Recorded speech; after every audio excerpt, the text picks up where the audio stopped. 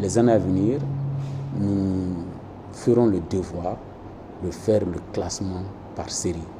Cette fois-ci, ce seront les premiers par série qui seront invités par M. le ministre de l'Éducation nationale.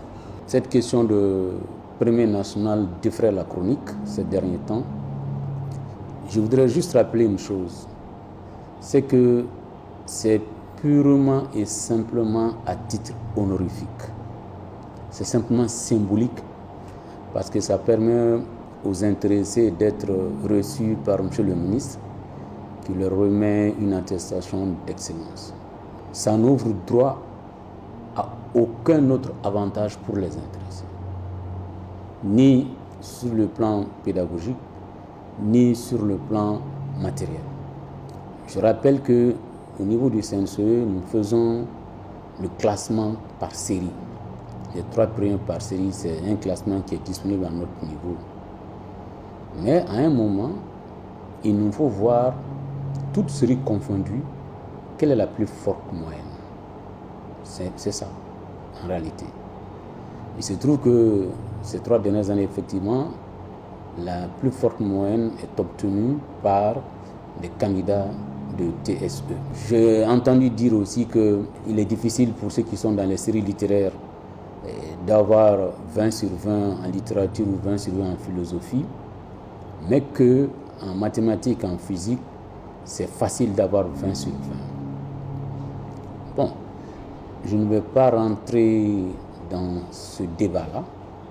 Ce que je sais, c'est qu'aucun des 3 premiers, des 3 dernières années de la série TSE n'a eu 20 sur 20, ni en maths, ni en physique.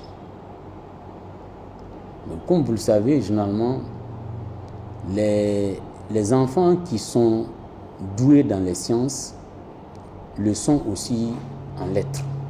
Les 3 premiers nationaux ont tous au moins 15 en philosophie. Mais aucun d'eux n'a même 18 en mathématiques. Je dis ça non pas pour essayer d'expliquer ce classement, c'est juste pour attirer l'attention des uns et des autres que généralement, tous ceux qui sont dans les disciplines scientifiques sont des élèves polyvalents. Cela se comprend aisément parce que tout simplement, les disciplines sont enseignées en français. Si tu ne comprends pas, si tu ne maîtrises pas le français, il est difficile pour toi, que ce soit en série littéraire ou en série scientifique, de traiter le sujet qui t'est proposé. Mais loin de nous, l'idée de jeter l'opprobre sur une série par rapport à une autre. Non, ce n'est pas notre objectif.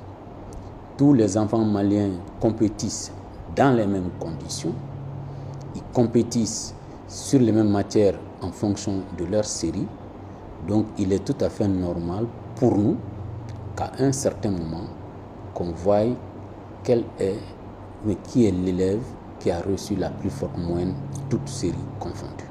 Maintenant, le débat qui a lieu sur les réseaux sociaux a eu un effet positif parce qu'au sein du département, nous sommes en train de réfléchir maintenant le fait de proposer un classement par série, c'est une bonne idée.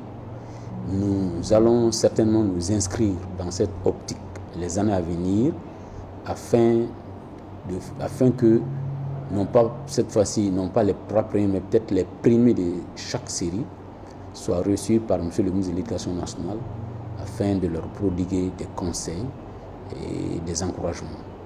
Il n'y a aucun problème de notre côté.